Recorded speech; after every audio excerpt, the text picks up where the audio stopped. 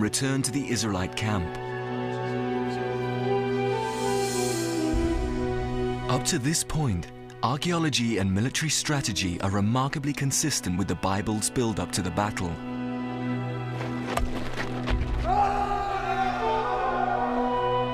But at the heart of the story is Joshua's advance on Jericho and his use of trumpets to conquer the city.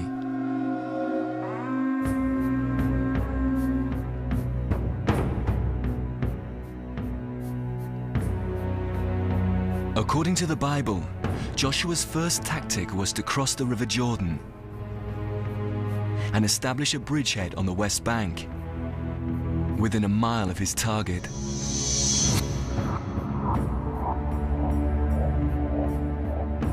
What he did next must have surprised everyone.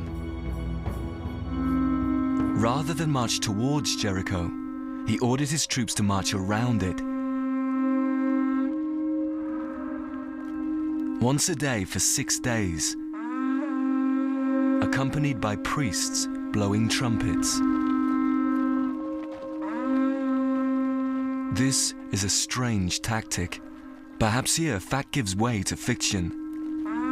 Or maybe not. History records how other armies used the same strategy.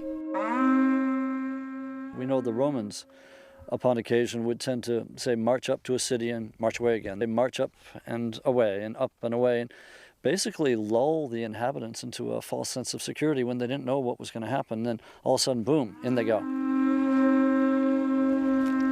So marching around Jericho may make sense, but the purpose of the accompanying trumpets remains a mystery. Unless a clue lies here, in this synagogue. The Jewish religion traces its roots back to the early Israelites, and trumpets still feature in its rituals today.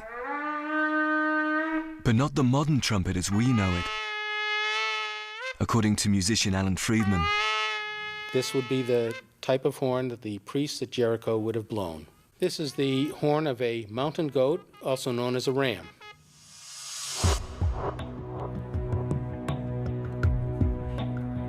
The ram's horn trumpet is of particular interest to audio consultant David Lubman.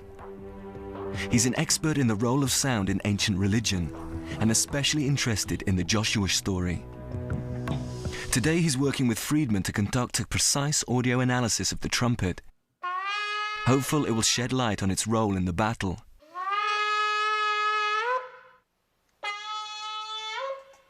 Back at his lab, Lubman analyzes his results. He knows only too well that sound can have a military use. During the Vietnam War, the American Army recruited Lubman to build an audio test chamber where they could recreate high-intensity sound levels. Once, an experiment went wrong. A seal on the test chamber failed, noise leaked out, with dramatic consequences for one lab technician.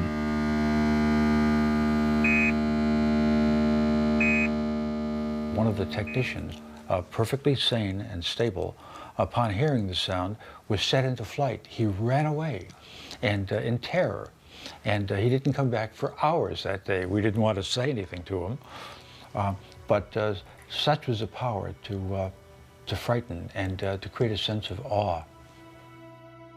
So perhaps the sound of the trumpet also had a psychological effect. It's certainly loud.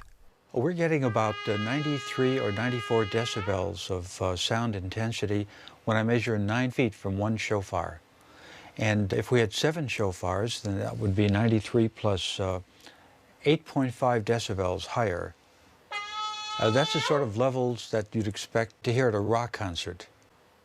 So it could be that Joshua did use the trumpet, not as a musical instrument, but as a weapon.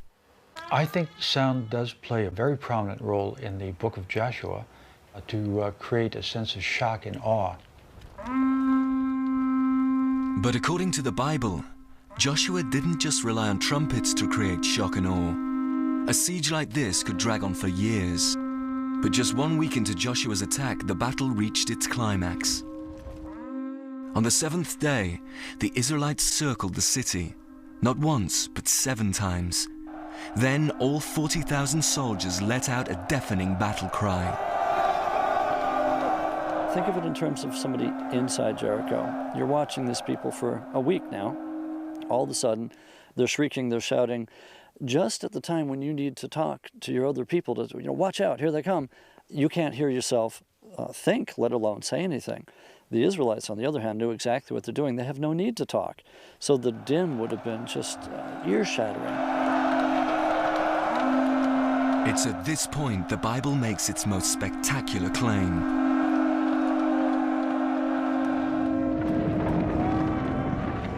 That the ever-increasing din brought the mud brick walls of Jericho crashing down, allowing Joshua's troops to clamber up the fallen city walls, to attack Canaanite soldiers, and, the Bible claims, to massacre everyone inside.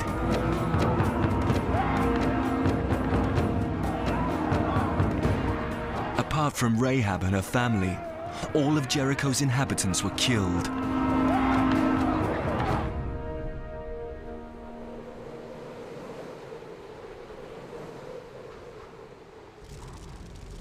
And their once mighty city set alight. But while sound might have terrified and confused the inhabitants of Jericho, it couldn't have demolished their walls. Or could it?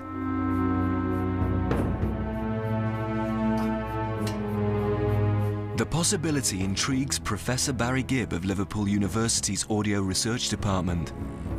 Assisted by colleague Gary Seifert, he is exploring the physical impact of sound on solid objects.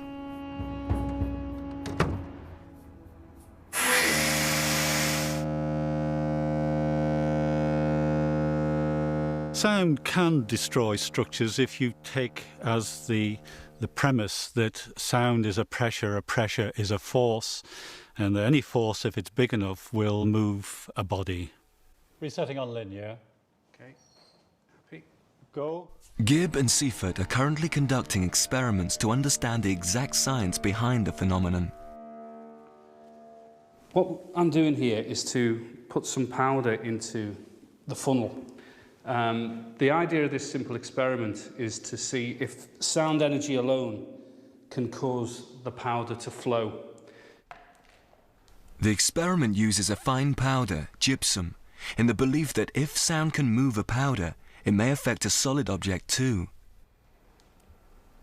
The required level and pitch of sound is produced by a giant horn, situated in the adjoining room.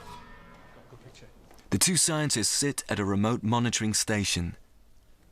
The experiment begins. Reset for linear. Yeah. Happy with the shot? Yeah. Okay.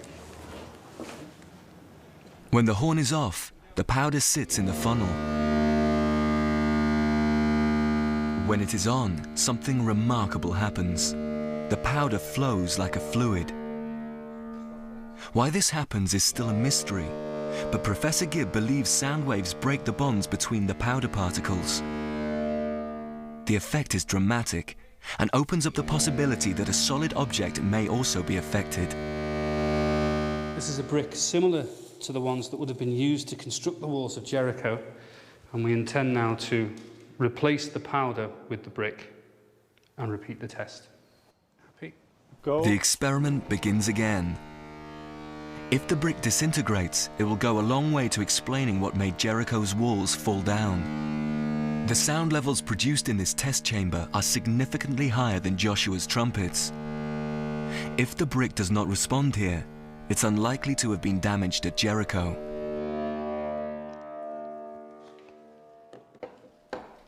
Well, the brick is unaffected by the sound in this preliminary experiment. Also, the surface particles seem to be unmoved. From it, I would have to say that the walls of Jericho may well have fallen down, but it wasn't sound that did it. Of course, the fact that the brick was unaffected in these tests doesn't mean Jericho's walls didn't crumble, or indeed the city wasn't ransacked and set on fire. Far from it, as Garstang's excavations in the 1930s revealed. The walls that Garstang thought were associated with Joshua's conquest had very clear signs of damage and destruction. And you can see this in some of his photographs. Archaeology also supports another of the Bible's claims, that Jericho had been set alight. Probably the most sensational thing he found was a wholesale destruction by fire of the city walls and the city gates and the shops and residences inside. Really quite dramatic evidence for a destruction.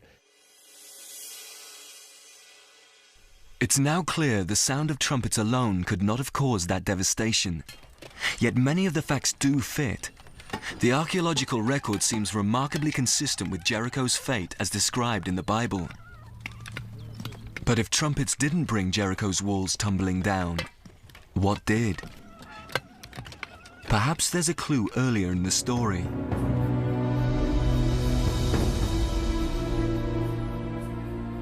According to the Bible, when Israelite priests leading Joshua's army reached the River Jordan, something incredible happened.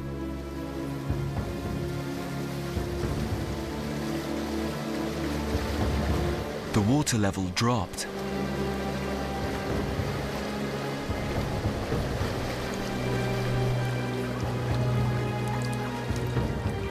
The priests led the way across dry land.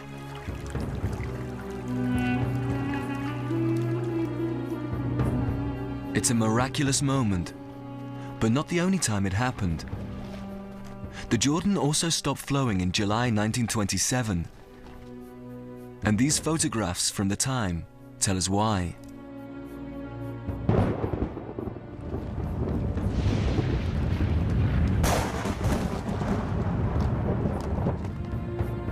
The Jordan Valley suffered an earthquake, causing landslides that dammed the river for 2 days, just like the story suggests. What's more, seismologists now believe an earthquake could also have been responsible for Jericho's destruction. Exactly why becomes clearer at the Seismological Institute of Israel. Here, computers record the output of sensors across Israel, the West Bank and Jordan. They monitor a major fault running the length of the Jordan Valley, a fault that caused minor fractures, one of which runs right under the east wall of ancient Jericho, making it extremely vulnerable to seismic activity. And there is archaeological evidence suggesting earthquakes did indeed strike the city. Not once, but many times, as archaeologist John Garstang discovered. Jericho was subjected more than once to significant earthquakes. In the early levels, he found very, very distinctive cracks that split earlier burials. Here you can see the crack has severed the head of this individual here. But if the damage to Jericho's walls was caused not by sound but by an earthquake, where does that leave Joshua and his advancing army?